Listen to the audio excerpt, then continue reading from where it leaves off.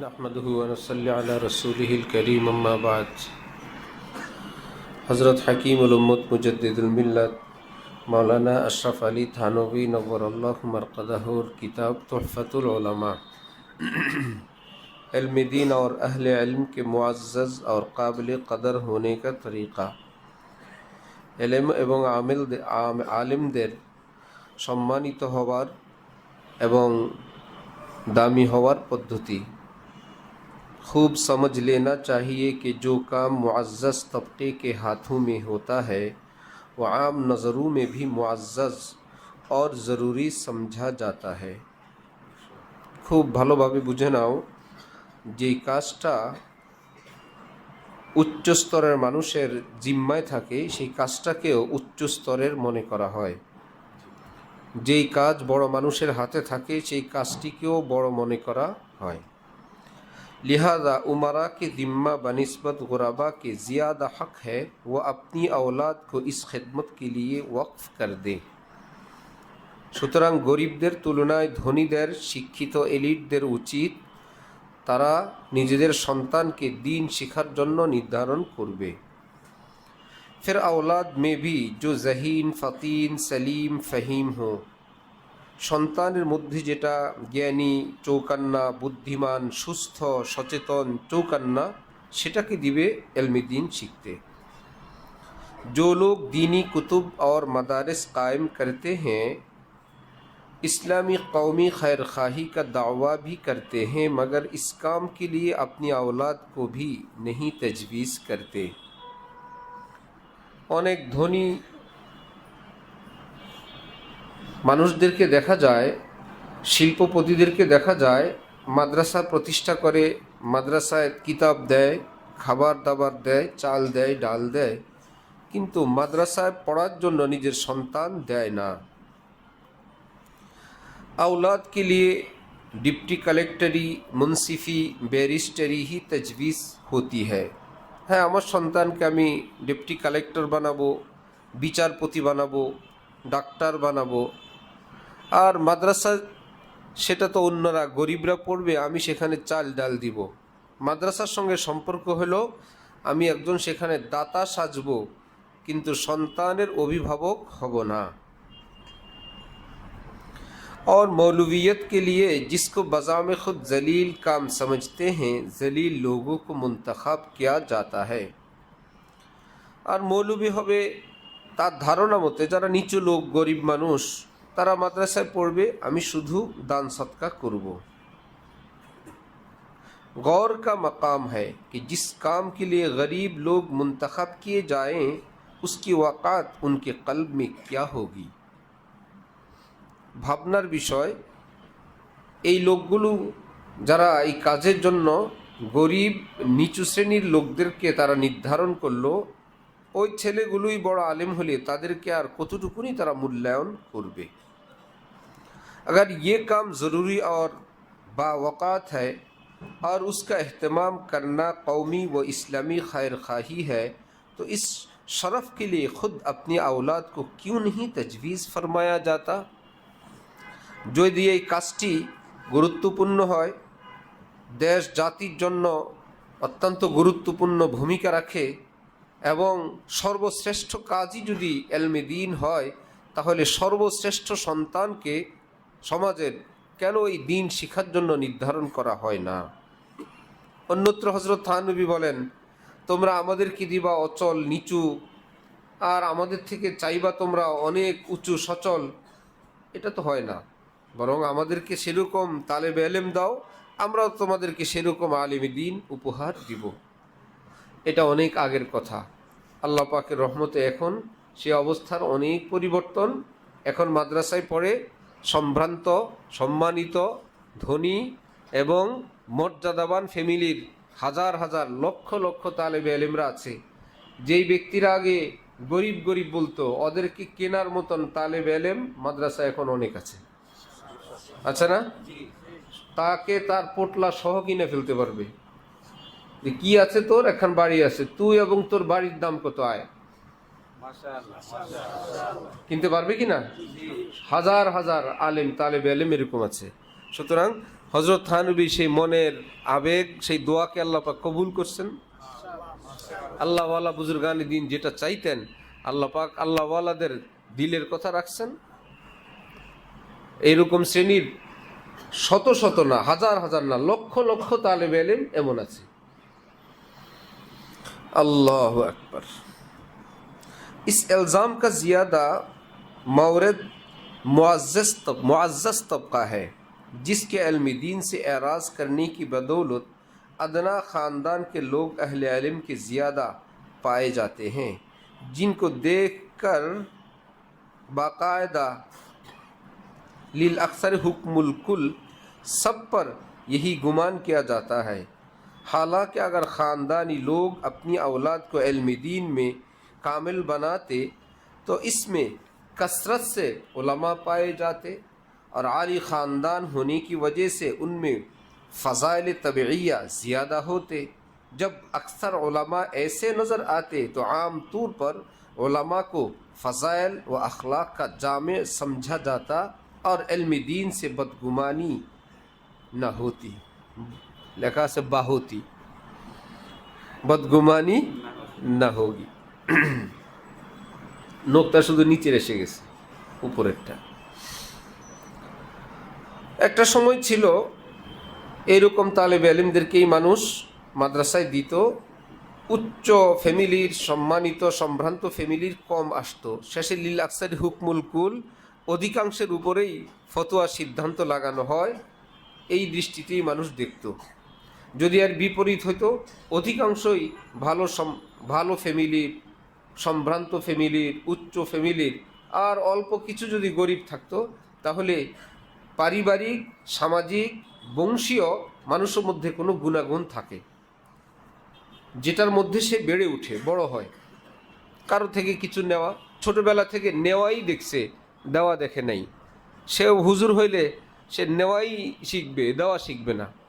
আর আরেক ফ্যামিলি, হ্যাঁ, দেখছে যে ফকিরকে দান করে, মিসকিনকে দান করে, রমজান শরীফে দান করে, মাদ্রাসায় দান করে, গরিবদেরকে দেয়, বিভিন্ন মানুষকে হাজার হাজার লক্ষ লক্ষ টাকা দেয়, আলেম ওলামাদেরকে দেয়। এই ঘর থেকে একজন তালেবে ইলম হলো, সে কি কারো থেকে নেওয়া শিখবে না দেওয়া শিখবে? এই বেচারাকে এই মহল্লার লোকেরা বেশকি দিলে ইমামতির ভয় পাবে না? কি বেশকি দিবে? বেশকি দেওয়ার আগেই তো নিজেকে দাঁত মুখ সব বন্ধ হয়ে যাবে, যে আল্লাহ কারে বেশকি দিব। তো আগে থেকেই পাশাপাশি মুসলিম সমাজ এবং রাষ্ট্র ব্যবস্থা যেই শ্রেণীর আলিমই হোক, তিনি তো কষ্ট করে মেহনত করে অনেক বিদ্যা অর্জন করলেন, আলিমী দ্বীন হলেন। সেই ব্যক্তি যখন সমাজের কোনো মসজিদের ইমাম হবেন, খতিব হবেন, কোনো সম্মানিত পোস্টে বসবেন, সেই সমাজের উচিত ছিল সেই ব্যক্তিকে সেই রকম সম্মানের আসন দান করা, তার বেতন ভাতা, ওজিফা, থাকার ইত্যাদি ব্যবস্থা করা। এতেও তার জীবনেও পরিবর্তন আসত এবং এই দৃশ্য দেখে সমাজের অন্যদেরও মন মানসিকতার পরিবর্তন ঘটত। কত দুঃখের, কত আফসুসের, কত লজ্জার! 30 পারা কোরআনের হাফেজ, ইন্টারভিউতে ফার্স্ট, সেরা একজন হাফেজ কোরআন, এত সুন্দর কোরআনে পাক শুনাইলেন রমজান মাসে, খতমে তারাবি শুনাইলেন, পিছনে তার কত রকমের মুক্তাদি মুসল্লি। রমজানের 20 রোজা গেল, এখন ওই হাফেজ সাহেবকে সামনে বসায় হাফেজ সাহেবদের জন্য টাকা কালেকশন আরম্ভ হইল, যে ভাই তারাবির টাকা দেন, সবাই তারাবির টাকা দিবেন, হাফেজ সাহেবরা আমাদেরকে তারাবি পড়াইছে, ওনাদেরকে টাকা দিতে হবে। এটা নিয়ে কথাবার্তা চলছে, এটা নিয়ে চাওয়া হচ্ছে। তারপর ইমাম সাহেবদেরকে রমজান উপলক্ষে কিছু দেওয়া লাগবে, মুয়াজ্জিন সাহেব, খাদেম সাহেব আছে। এই যে একটা কালচার, এই সমাজ ব্যবস্থার এই কালচার আমাদেরকে আরো ক্ষতি করছে, আরো ধ্বংস করছে। হেফজখানা থেকে আসলাম ঢালকানগরে, এটাকে আব্দুল্লাহ বিন আব্বাস, দাঁড়াও তোমরা 2 চশমা দাঁড়াও, সানাউল্লাহ সাহেবের সামনে এই 2জন দাঁড়ায় থাকো, ওই পাশে যাও। উস্তাদ সামনে একজন, পিছনে একজন, এরা মধ্যখানে 2জন, এই 2জনই কথা বলে। দাঁড়ায় থাকো, আর মজলিসের পর দেখা করবা। আল্লাহু আকবার।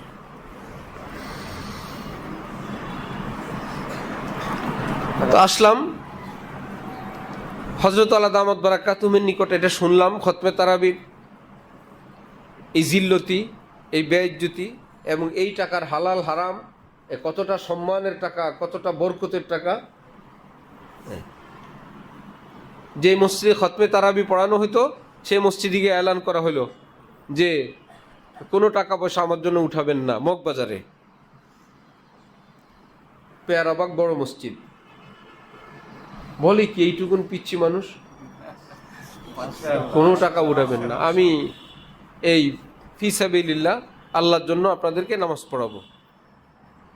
ফতোয়া তো দেওয়া যাবে না, কারণ অতীতের হিস্টোরি অনেক লম্বা, আর এত মোকাবেলা কে করবে। হযরত আল্লাহর সঙ্গে মশওয়ারা করে বিনা ফতোয়ার ভাষায় হযরত আল্লাহ থেকে শোনা, বললাম একজন হাফিজ সাহেব তারাবি পড়ান, মনে মনে আশা 27 রোজা আমাকে একটা টাকা দিবে, আমি মার্কেটিং করব, খাবো, ঘুরবো, উড়াবো। আরেকজন হাফিজ সাহেব তারাবি পড়ান, আমার কোনো 27 নাই, আমার আজকে যেমন 27ও তেমন, আমি শুধু আল্লাহর জন্য পড়াই। দুইজন ইমামের নিয়ত এবং মনের অবস্থা কি একরকম? আপনারা কোন ইমামের পেছনে নামাজ পড়তে চান? 27-এর অপেক্ষায় থাকে না বিনা অপেক্ষায় থাকে? তারপরেও তারা স্থানীয় কমিশনার, হোলি ফ্যামিলির কোনো কমিটির লোক, অনেক গণ্যমান্য, মগবাজার এলাকা ইত্যাদি ইত্যাদি। এবং এটা কোনো সম্মানের হইল হাফেজ সাহেবদের সামনে ওনাদেরকে টাকা উঠান। পরের দিন বলল প্রতিদিন আবার ঢালকানো করে আসি। পরের দিন এরা ঠিকঠাক করলো, ঠিক আছে আমরা এমনিতেই উঠাবো।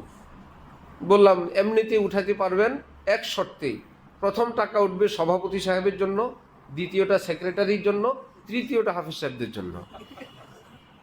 যে ভাই সভাপতি সারা বছর মসজিদের খেদমত করেন, ওনার জন্য আপনারা সবাই যে যা দিবেন দেন, এটা প্রথম রুমাল। দ্বিতীয় রুমাল এটা সেক্রেটারির, ওনার জন্য আমরা, উনি তো কোনো টাকা পয়সার জন্য খেদমত করেন না, আল্লাহর জন্য করেন, আমরা আমাদের মহল্লাবাসীর পক্ষ থেকে রমজান উপলক্ষে সেক্রেটারির দ্বিতীয় রুমাল, তৃতীয়টা হাফেজ সাহেবের জন্য। এইটা বললে তো বেচারারা এইবার মাথায় আসছে যে এই তো আমার নামে টাকা উঠলে তো এর চেয়ে আবার মৃত্যু ভালো। ও ইজ্জত শুধু তোমার আছে, আলেমে দ্বীনের নাই? সামনে বসা এরকম বেইজ্জত করো, জলিল করো, কয় টাকা দাও? টাকা কয়টা দেয়? বেইজ্জত করে দিন কি দিন মানুষের সামনে। যে মানুষকে এরকম মেন্টালি মানসিক টর্চার করা হয়, সে বড় হবে কিভাবে? শেষে বলল ঠিক আছে, আমরা আর এরকম ঘোষণা দিয়ে, তারা জীবিত আছে এখনো অনেকেই আলহামদুলিল্লাহ, বহুত মহব্বত করে এখনো ভীষণ। এই ঈদের দিনে দেখো, এলাকার ঈদের জামাতের ইমামতি করবেন, কত বড় একজন আলেমকে নিয়ে আসে, শেষে রুমাল পাঠায়, ইমাম সাহেবের টাকা দেন। ওয়া কি সুন্দর ব্যবস্থা! এলাকাবাসী মিসকিন হয়ে গেছে, একজন ইমামকে 10, 20, 50 হাজার টাকা দিতে হবে, এটা নিজেরা মশওয়ারা করে দিলেই হয় না, এটা রুমাল দিয়ে বেইজ্জত করে টাকা দিতে হবে। ইজ্জত শুধু তোমারই আছে। মৌলবী মানি হলো মানুষের থেকে ভিক্ষা করা, আর মৌলবী সাহেবরাও নিজেরা এটা নিজের জন্য ভাগ্যবান আনিছে। ইজ্জত কোরবানি গেলে যাক, 20,000 টাকা তো আসছে, 10,000 টাকা আসছে রুমালে আজকে আমার জন্য। এই মৌলবীর দ্বারা কিসের খেদমত হবে দ্বীনের, ইসলামের? দ্বিতীয় দিন খবর আসলো, বলল যে ঠিক আছে আমরা বারান্দায় মসজিদের প্রবেশ দ্বারে এখানে বসবো, যে যা দিয়ে যায়, আমরা কারো কাছে কিছু বলবো না। আমি বললাম একই অবস্থা, দিবে সভাপতি, সেক্রেটারি, হাফেজ সাহেব। যে যা দিবেন সভাপতির জন্য, যে যা দিবেন সেক্রেটারির জন্য, যে যা দিবেন হাফেজ সাহেবদের জন্য। এই বড় মুশকিল। তখন সংগ্রাম পত্রিকা ভালোই চলতো মোটামুটি, মগবাজার ওই পত্রিকা সাংবাদিক, আর কোন কোন পত্রিকা সাংবাদিক, এরা আসছে আমার সাক্ষাৎকার নিবে, পত্রিকা দিবে, আরো কি কি দিবে। আমি বললাম আর এগুলো লাগবে না, রব্বুল আলামিন চালাইছেন। এরপরের মজা খবর হলো, আমাদের গ্রামে অনেক হাফেজ সাহেব, প্রচুর হাফেজ, এতটা যে রমজানের পরে, ঈদের পরে গ্রামের মধ্যে পরস্পর একটা আলোচনা হয়, তুমি রমজানে কত টাকা কামাইলা, তুমি কত টাকা কামানো, কেউ বলে, কেউ পাওয়া বলে, কত টাকা পাইছ, মোট কত টাকা হলো। এটার একটা কালচার, সেই আমরা ছোটবেলা থেকে দেখে আসছি। এরা যখন কেউ শুনলো একটা, এখন আধা বুড়া বা প্রায় বুড়ো হয়ে গেছে, শুনলো সে টাকা নেয় না, আবার শুনলো কমই মাদ্রাসায় পড়ি, মানে তেলে বেগুনে জ্বলে উঠছে। আমার আত্মীয় স্বজনদেরকে বলে, হ্যাঁ বুজুর্গি দেখায়, ঘর সংসার তো হয় নাই, বিয়ে শাদী করুক, বড় হোক, ফতোয়া দেয়। একদম তার ভাষা ছিল, গু তো খাবে খাবে, গুয়ের নিচের মাটিও খাবে, মানে অত এটা খায়, বুঝো নাই? উনি কোন কোন আইটেম খায় সেটা একটা আইটেম জানা আছে না? গু তো খাবে, গুয়ের নিচের মাটিও খাবে, এটা আঞ্চলিক কোনো প্রবাদ, মানে একদম কাউকে নিচু বানানোর জন্য। এখন হযরত শেখ কেবলা আছে জীবিত, দেখলে বুঝাই যায় যে কোন কোন জায়গার মাটি খায়। টর্চার, বিভিন্ন জুলুম। রব্বুল আলামিনের মতন ইনসাফওয়ালা এই পৃথিবীতে আর কেউ নাই, কেউ নাই। তুমি মনে করো তোমার বাবার বাসায়, তোমরা ছোট মানুষ, তোমরা ধনী মানুষ, গ্রাম থেকে কেউ যদি কিছুদিন পরে 4টা কই মাছ নিয়ে আসেন, এটা আমার পুকুরের, একদম নিজের পুকুরের 4টা কই মাছ, এই কয়েকটা লাউ শাক নিয়ে আসছেন, তারপরে তারিখে 2টা লাউ নিয়ে আসছে, ক্ষেতের একটা তরমুজ নিয়ে আসছে, 2টা বাঙ্গি নিয়ে আসছে, সারা বছরে আর হাদিয়ার পরিমাণ 1,500 টাকা, 2,000 টাকা, সব বিক্রি করলে 2,000 টাকা হবে। যেই বড় লোকের বাসায়, ধনী মানুষের বাসায় ওই বেচারা এই গিফটগুলো দেয়, সে বসে বসে খাবে, গরিবের জন্য কিছু করবে না? কি গুনে গুনে টাকা দিয়ে দিবে যে এই তোর লাউয়ের দাম কত, 4টা কই মাছ কত, না বাঙ্গি কত, সর্বমোট 1,500, এই যে 1,650 টাকা নিয়ে যাও, এটা বলবে না? অনেক কিছু দিবে, অনেক কিছু দিবে, এতটা দিবে যে সেটার চেয়ে 10 গুণ, 20 গুণ, 50 গুণ বেশি হয়ে যায়। যে নাও, যে তোমার ঘর আছে নাই, নাও 5 লাখ টাকা নাও, ঘর করবা, ছেলে মেয়ে আছে, চাকরি বাকরি নাই, এ নাও, মেয়ে বিয়েদের সময় খবর নিবা, কোনো না কোনোভাবে এত কিছু দিবেন। সেই বেচারা ভাববে, আল্লাহ, আমাদের পরিচিত এক মানুষ ঘটকালি করে বিয়ে করাইছে, যাকে করাইছে তার বউ পছন্দ হয়েছে, হইলে তাকে গুলশান নদীকে বাসায় বা ধানমন্ডি 1 লাখ টাকার একটা চেক দিছে ঘটককে, এই নাও তুমি 1 লাখ টাকা দিয়ে কিছু খায়ও। ঘটক আবার চেক চিনে না, টাকা চিনে, দিছে কাগজ, এখানে কিসের 1 লাখ, কাগজ একটা দিছে, আমারে গরিব মানুষ ধোকা দেয় নাকি, বুঝে উঠে নেয়, আবার কেমনি কাজে লাগাবেন না বুঝা, যে দিছে তাকে বলে আমি খুশি হয়েছি, আমি আবার আপনারে দিয়ে দিলাম। ভাবছে এই বিপদ নিয়ে আমি কোন জায়গায় মুসিবতে পড়ি, আবার কিসের 1 লাখ টাকা এখানে। সে ভাবছে আরে তো বলত, তো থাকো কই, কামরাঙ্গি চর, নিজের বাড়ি না, আচ্ছা একটু ঘর বাড়ি জায়গা দেখো। পরে জায়গা দেখছে, জায়গা কিনে ওই জায়গার মধ্যে ঘর বাড়ি করে দিছে। পৃথিবীর কোনো মানুষ যদি খুশি হয়ে 1 লাখ টাকার চেক দেয়, জমি কিনে ঘর বাড়ি করে দেয়, লাউ শাক আর বাঙ্গি তরমুজ খেয়ে যদি তার জন্য বড় কিছু দেয়, রব্বুল আলামিন বলেন আমার কোনো বান্দা যদি হকের জন্য, ইসলামের জন্য, আমার জন্য 1 বিন্দু কোরবানি করে, আমি তাকে 1 সাগর দান করব, ইজ্জত ইজ্জত দিব, সম্মানই সম্মান করব। তাহলে ইজ্জতের রিজিক এটা আমরা চেষ্টা করবো ইনশাআল্লাহ। মার্কাজুল ইহসানে কোনো কালেকশন আছে যে রমজান শরীফ রিসিট বই নিয়ে নামো, ছাত্ররা, শিক্ষকরা কোরবানিতে খাল কালেকশন, চামড়া কালেকশন, না? হজরতওয়ালা করাচির সাহেবজাদার কথা প্রসিদ্ধ, মাসার সাহেবের কথা জানো না? কোরবানির দিন ফোন আসছে, ইহা 1 খাল রাখা হুয়া হ্যায়, 1 আদমি भेज दीजिए, এখানে একটা চামড়া রাখা আছে, একজন মানুষ পাঠিয়ে দেন। মাসার সাহেব বলছেন কিয়া আপ আদমি নেই হ্যাঁ? 1 আদমি भेज दिए। সব আদমি কেবল মাদ্রাসায় থাকে? তোমরা আদমি না, চামড়া টানার মাদ্রাসা সব মাদ্রাসায় থাকে আদমিরা। এমনই হয়ে গেছে। এর পিছনে যেমন সমাজ দায়ী, এর পিছনে মৌলভী সাহেবরা দায়ী, নিজেরাই।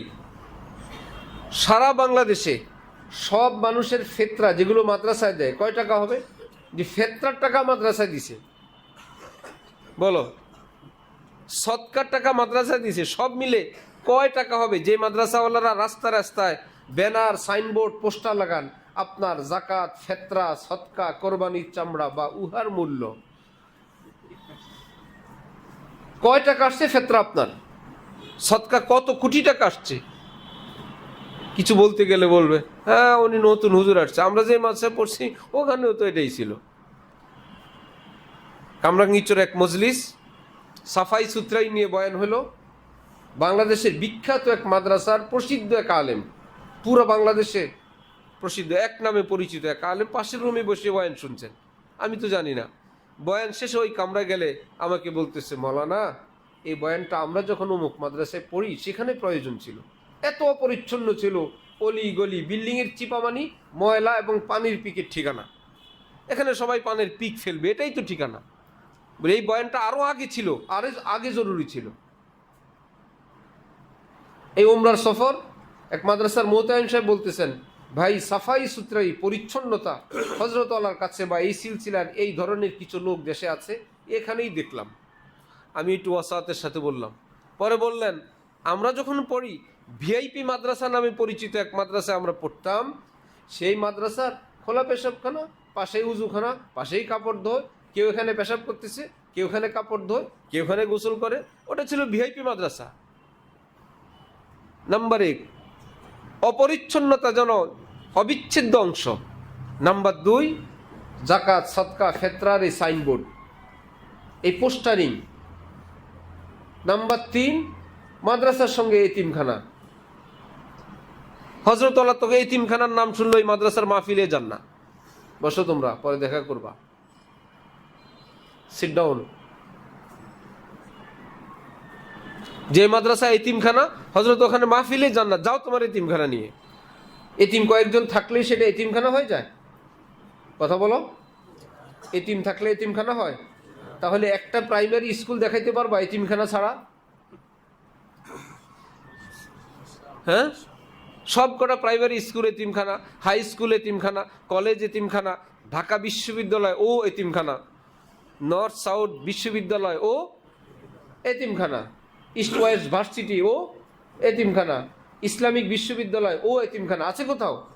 ভাই এতিমদের গোপনে একটু সেবা দেওয়া হয়, যদি বলে বাপ নাই তার জন্য একটা ব্যবস্থা হয়, একটু সেবা দিলেই তার নাম এতিমখানা।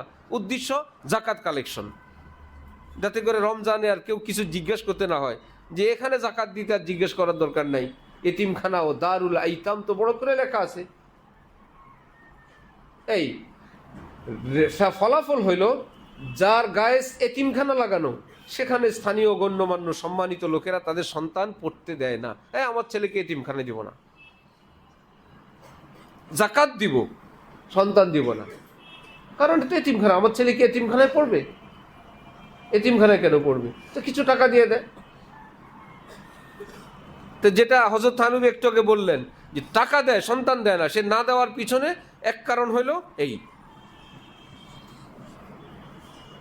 অপরিচ্ছন্নতা এক কারণ, এতিমখানা আরেক কারণ, সামাজিকভাবে আলেমদের অবমূল্যায়ন আরেক কারণ। যে আমার ছেলে আলেম হলে কি করবে? না হলে ইমাম সাহেবের মতো আলেম হবে, না হলে হুজুরের মতো হুজুর হবে। যেই হুজুরের কাছে পড়বে আমার ছেলে আলেম হলে না হলে ওই হুজুরের সমানই হয়ে গেল। হুজুরের বেতন তো 8,500, 7,000। হযরত আল্লাহর কাছে হযরত আল্লাহর ভাই একজনকে বলল, আপনি আপনার ভাইকে দেন, আমরা শাইখুল হাদিস বানাবো। তো একদম দিবে বাংলাদেশের কোন এক জেলায়। ওই জেলায় এখনো মাদ্রাসার শিক্ষকদের মাসিক ওজিফা, মাসিক ভাতা খুবই কম। তারপরে হযরত বললেন যে আমাকে সরাসরি হযরত শুনেছেন, তো এমনি ওজিফা কি দিবেন? বলল, আমাদের শিক্ষকদের যা আছে ইনশাল্লাহ আমরা সর্বোচ্চটাই দিব। তো কি সেটা? বললো 2,500।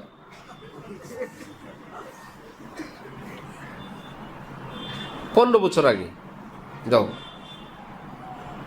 বেশি দিন আগের গল্প না, 15 বছর আগে 2,500 টাকা দিই। এই জন্য অফিস আদালতে যারা চাকরি করে, যাকে জিজ্ঞেস করা হয় বেতন কত, বলে এই বেতনে কিছু হয় না, অথচ সবই হয়, বাড়ি হয়, গাড়ি হয়, আবার বলে এই বেতনে কিছু হয় না। সব চলে কি দিয়ে? ঘুষ দিয়ে।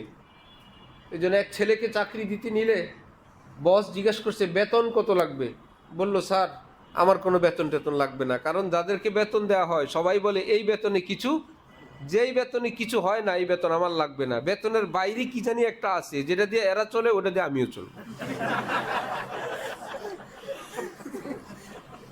কারণ সবাই বলে এই বেতনে কিছু হয় না, যেই বেতনে কিছু হয় না এই বেতন আমার লাগবে না। নিজেদের গাড়ির ড্রাইভার, তার বেতন 20,000, ওই লোকই মসজিদের সভাপতি, ইমাম সাহেবের বেতন 12,000। ড্রাইভার আর ইমাম বাজারে যায়, ড্রাইভার খোঁজে বড় মাছ, ইমাম সাহেব খোঁজে গুড়া মাছ, একই বাজারের। কি সুন্দর ব্যবস্থা! কত জুলুম, কত অত্যাচার, কত টর্চার! একজন প্রাইমারি স্কুলের শিক্ষকের মর্যাদাই দাও, 30-35,000 টাকা বেতন। প্রাইমারি স্কুলের শিক্ষকরা কি আবাসিক পড়ায়? সারাক্ষণ বাচ্চাদেরকে পড়ায়? কয়েক ঘন্টা ক্লাস নিয়ে বাড়িতে ছুটি, রাজার হালে বাড়িতে চলে যায়। হাই স্কুল, কলেজ, ভার্সিটি হলে তো কথাই নাই। আর বড় বড় সরকারি বেসরকারি বিশেষ করে অফিস আদালতের যারা বড় বড় কর্মকর্তা আছে, কথাই নেই। রাষ্ট্রীয়ভাবে যেরকম উপদেষ্টা হবে, সব নাস্তিক কিংবা নাস্তিক মার্কা হওয়া লাগবে। সংসদে যাবে তো ওই রকম লোক হওয়া লাগবে। স্পেশাল আসন, বিশেষ আসন, এটা নারীদেরকে দেওয়া লাগবে। কোনো নাস্তিক মরবে, পত্রিকার প্রথম পেজে আসবে, সব মিডিয়ায় সারাদিন দেখাবে, প্রেসিডেন্ট প্রধানমন্ত্রী শোক বার্তা দিবে। আল্লামা আহমদ শফিও যদি মারা যায়, পত্রিকার কোনায় যদি একটু জায়গা পাওয়া যায়, নইলে নাই। অন্যগুলো মরলে আর কোনো খবর টবর নেই। বিশ্বজয়ী হাফেজ আসবে, বিশ্বজয়ী আলেমী দ্বীন আসবে, তা সে জ্যামের মধ্যে পড়ে থাকবে, সংবর্ধনার প্রশ্নে আসে না। ফুটবল খেলে, ক্রিকেট খেলে টাকা নিয়ে আসছে, গদি গরম হয়ে গেছে, সবাই এয়ারপোর্ট গিয়ে দাঁড়ায় আছে। এগুলো আন্তর্জাতিক ষড়যন্ত্র, যাতে করে এলমি দ্বীন এবং আলেমকে ছোট করে রাখা যায়। এতে কি আসে যায়? যে ছোট করে সে ছোট হবে, যে মর্যাদা দিতে পারে আল্লাহ পাক তাদেরকেও মর্যাদাবান বানাবেন। কিন্তু আল্লাহ পাক যাদেরকে কোরআন দেন, ওয়ালাকাদ আতাইনাকা সাবআম মিনাল মাসানি ওয়াল কুরআনাল আযীম, হে নবী আমি আপনাকে কোরআন দিলাম, সাবএ মাসানি সূরা ফাতিহা দিলাম, আর কি লাগে? পৃথিবীর শ্রেষ্ঠ দৌলত দিয়ে দিলাম। লা তামুদ্দান্না আইনাইকা ইলা মা মাত্তানা বি, কাকে কি টাকা দিলাম, পদ দিলাম, বাড়ি গাড়ি দিলাম, আবু জাহেল আবু লাহাবদেরকে আপনি দেখবেনও না, আপনাকে তো সবই দিয়ে দিলাম। আল্লাহ আমাদেরকে সেই কোরআন দিছেন, কোরআনওয়ালারা সম্মান নিয়ে থাকবো, চেষ্টা করবো ইনশাআল্লাহ। হযরত ওয়ালা দামাত বারাকাতুহুমকে হযরত বলেন, দেখো হযরত বললেন লালবাগে আমাদের ডাইল ভাতই ছিল স্বাভাবিক খাবার, এটা আমাদের কাছে প্রিয় ছিল। মাছ খাইতে দেরি হয়, মোতালা করতে সময় লাগে, নষ্ট হয়, মাছ বসে বসে খুঁটো, খুব বিরক্তির কারণ, ডাইল ভাত দাও জলদি খাই আর পড়ি। একদিন গরুর গোশত দিচ্ছে লালবাগে। হযরত বলেন গোশত খাওয়ার পর দেখি প্লেটের মধ্যে, হাতের মধ্যে চর্বি, এটা পরিষ্কার করতে দীর্ঘ সময় লাগছে, এত কষ্ট লাগছে। পরে মনে হয়েছে আর গোশত মোস্ত দরকার নেই, আমার ডাইল ভাতে ভালো, কত সহজ, খাই হাত ধুই পড়তে বসি, এই চর্বি এগুলো সরাইতে আমার কত লম্বা সময় লাগছে। এই ফাঁকে গোপন আর একটা কথা বলে ফেলছেন, সাবান তো ছিল না। হাউজের পাড়ে গিয়ে ঘষে ঘষে ঘষে ঘষে চর্বিগুলো পরিষ্কার করতে প্লেট থেকে হাতের থেকে অনেক সময় লাগছে। হাত ধোয়ার সাবানটুকুন ছিল না। সেই মানুষটাকে কখনো হযরত নাস্তা খেতে পয়সা ছিল না। কোনো সাথী জানলেন, জেনে বললেন আপনি প্রতিদিন আমার সাথে নাস্তা খাবেন। কেন বলল প্রতিদিন তার সাথে নাস্তা খেতে? হ্যাঁ বেহায়া, এত বড় সাহস, আমি তোমার সাথে প্রতিদিন নাস্তা খাবো কেন? কেন বললে তোমার সাথে প্রতিদিন নাস্তা খাইতে? হাত ধোয়ার সাবান নাই যার, নাস্তার পয়সা নাই যার, কিন্তু কেউ বলছে প্রতিদিন তার সঙ্গে খাইতে। কেন তোমার সঙ্গে আমি প্রতিদিন খাবো? লজ্জা শরম নাই? আত্মমর্যাদা থাকা চাই। ছেঁড়া কাপড় আছে, এতে কি হয়েছে? আমারটা আমার, আরেকজনের আমি মুহতাজ কেন হব? আরেকজনের অপেক্ষা কেন থাকবো? আমার আল্লাহ আছেন রব্বুল আলা, আল্লাহ মিয়া জব দেখেগা মায়া লাগেগা খুদি কম্বল ভেজ দেগা। তাকওয়ার সাথে থাকলে, গুনাহমুক্ত থাকলে একটু কষ্ট করবেন তো আল্লাহ নেন। নবীদের থেকেও নিছেন, রক্ত ঝরাইছেন, ক্ষুধার্ত রাখছেন। এটা আমাদের অলংকার। এই কষ্ট আমাদের কি অলংকার। এটা আমাদের জন্য কোনো এমন ভয়ের আতঙ্কের বিষয় না, আমাদের জন্য এটা গর্বের বিষয়। হ্যাঁ, কষ্ট করছেন, আমাদের হযরত বেলাল কষ্ট করছেন, আমাদের নবীজি কষ্ট করছেন, আমরা করব, কিন্তু আমরা কারো কাছে হাত পাতবো না, বেইজ্জত হব না, নিজেকে এবং দ্বীনকে অসম্মানিত করব না। আল্লাহ পাক শাহী মসনদে বসায় দিলে বসবো আর বলবো আলহামদুলিল্লাহ। আল্লাহ পাক যদি মাটিতে বসায় রাখেন আলহামদুলিল্লাহ। আল্লাহ পাক শত আইটেম খাওয়াইলে আল্লাহ পাকের শুকর। আল্লাহ পাক পেটে পাথর বানতে দিলে বানবো, কিন্তু হারাম জিনিসও খাবো না, পরেরটাও খাবো না, কারো আশাও করব না। ঠিক আছে ইনশাল্লাহ? তোমার জমিদারি তোমার কাছে। ঢাকিবে হুজুর রহমতুল্লাহ আলাই ঢালকানগরে আসতেন, হাজি সাহেবদের গল্প শুনতেন। এই স্যালারি দিতে হবে এত লাখ, ঈদে বোনাস এত, আরেকজন বলল ভাই আমার তো এত, তারপরে বাড়ির কাজ তো শেষ হইল। এগুলো জীবনভর উনি শুনতেন, চুপচাপ থাকতেন। একদিন হাজি গাজিরা সব বসা, বললেন রাখেন, আপনাদের এইগুলো শুনতে শুনতে আমি ক্লান্ত হয়ে গেছি। আব্দুল মজিদের কাছে পৃথিবীর কেউ 1 টাকা পাবে না। আপনারা কেউ আছেন যে 1 টাকাও ঋণ নাই? সব বড় লোক, মাথা নিচু। আল্লাহ রে, এতদিন ভাবছিলাম আমরা বড় লোক, এখন দেখি হুজুর সবচেয়ে বড় লোক, 1 টাকাও ঋণ নেই, 1 পয়সাও ঋণ নেই। এখন দেখা গেল সব বলে আমরা তো ব্যাংকের থেকে আনি, ধার আনি, কর্জ আনি, এই করি সেই করি, এই হলো আমাদের ফুটানি। ওনার পৃথিবীতে 1 পয়সাও ঋণ নেই। দেখে যে তাদের চেয়ে বড় লোক। আল্লাহু আকবার। হজরতের থেকে, ঢাকুবি হুজুর থেকে ঘির ব্যবসা করে হুজুরকে কিছু লাভ দিবে, 1 লোক টাকা নিছে 5,000। সেই যুগে লাভও দেয় না, টাকাও দেয় না, শুধু তারিখ দেয়। হুজুর একদিন ডাকলেন আর বললেন শোনেন, আপনি একটা পেরেশানিতে আছেন, এই টাকা কয়টা আপনি দেনও না, আর আমিও পেরেশানিতে, আপনিও পেরেশানিতে, এই টাকা আর দেওয়া লাগবে না, আপনিও আরামে থাকেন, আমিও আরামে থাকি। আজকে থেকে আপনার আর কোনো পেরেশানি নেই, আমারও কোনো, বাস হয়ে গেল। কি শান্তি! ওনারা শান্তির রাস্তা কিভাবে খোঁজেন?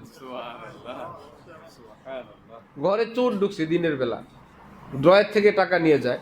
হুজুরের বিবি বললেন চোর চোর, উনি বললেন চুপ থাক, আমরা ঘরে আছি দিনের বেলা, এই বেটা এত সাহস করে আসছে, টাকার দরকার অল্প না অনেক, অনেক প্রয়োজনে ঢুকছে, অল্প প্রয়োজনে এত বড় রিস্কে যাইতো না।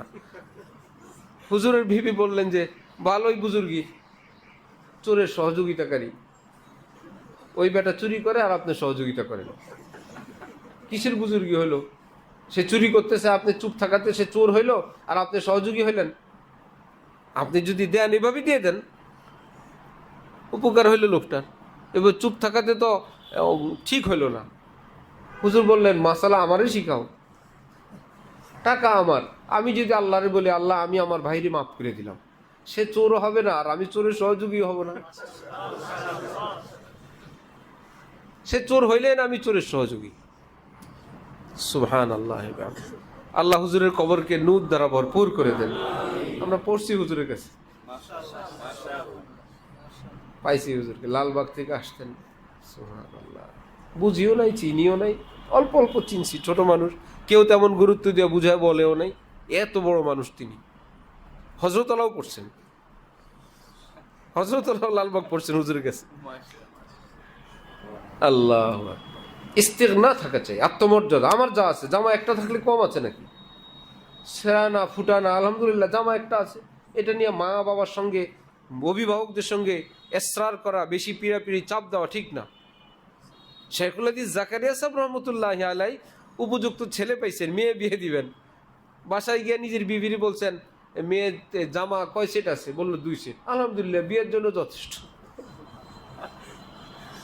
বলে দুলা নিয়ে আসছে একজন, বাস খুতবা পড়ে বিয়ে পড়ায় বউ দিয়ে দিয়েছেন, যে জামা 2 সেট তো আছে, বিয়ের জন্য জামা যথেষ্ট, হয়ে গেছে। এই জন্য আল্লামা ইকবাল বলেন, মানুষ বলে যে মানুষের জীবন যাপন এবং এই খাবার দাবার, এই জীবনে বাঁচতে গিয়া তাদের কষ্ট হয়, সবই মিথ্যা কথা। এই পৃথিবীতে বাঁচার জন্য কোনো কষ্ট নাই, লোভ লালসা এবং ভোগ বিলাসিতাই কষ্ট দেয়। কষ্টটা যেটা হয় সেটা কি বাঁচার জন্য হয় না বিলাসিতার জন্য হয়? বিলাসিতার জন্য হয়, বাঁচার জন্য কষ্ট নেই।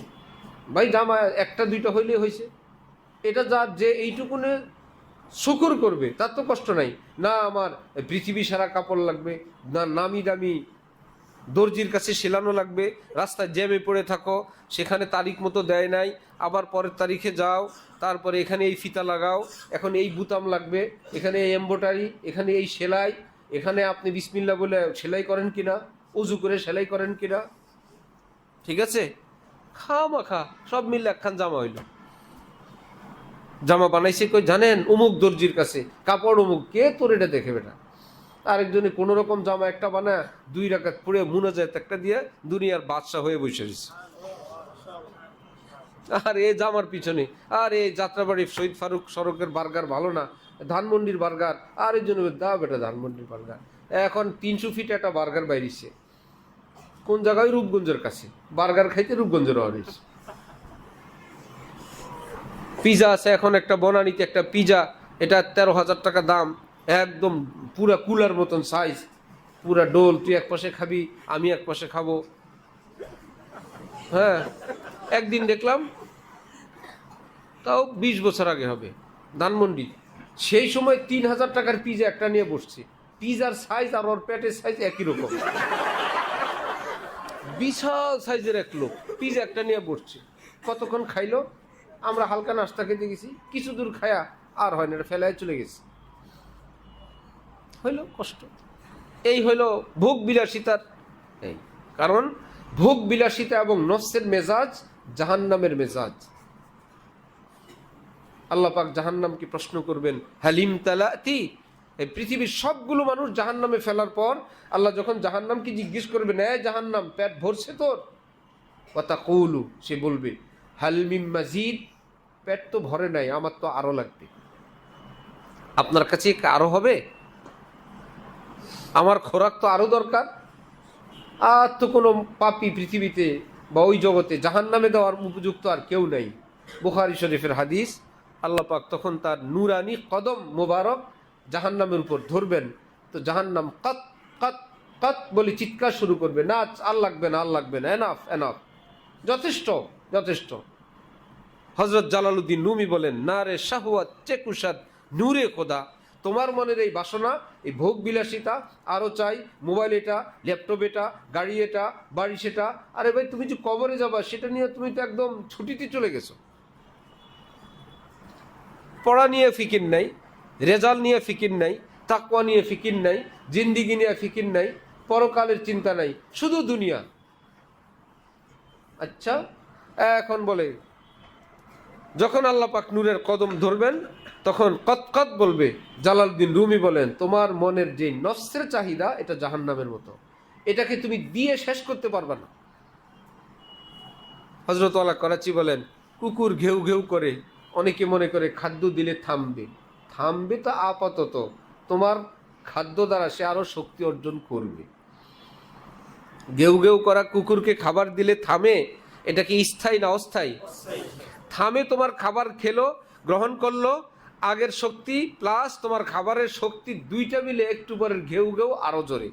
যদি কুকুরকে স্থায়ীভাবে দূর করতে চাও, একটু কষ্ট করে খাবার দেওয়া বন্ধ রাখো, ঘেউ ঘেউ করুক, পরে দেখবি নিষ্ঠুর মালিক, এখানে আশা করে লাভ নাই, আমি আরেক দিকে যাই।